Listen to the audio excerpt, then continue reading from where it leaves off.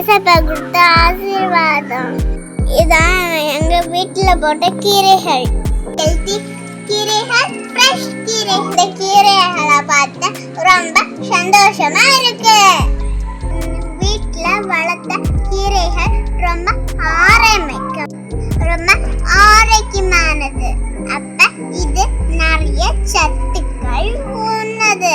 நிறைய சத்துக்கள் உண்ண கீரைகள். விதைப்பது நம்ம வேலை, வேலையை செய்வது ஏசப்பா வேலை.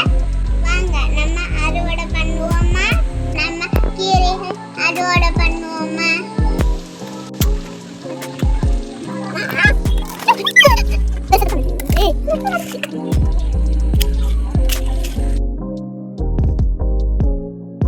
கீரைகள் எல்லாம் ஏசப்பா கொடுத்த ஆசீர்வாதம்.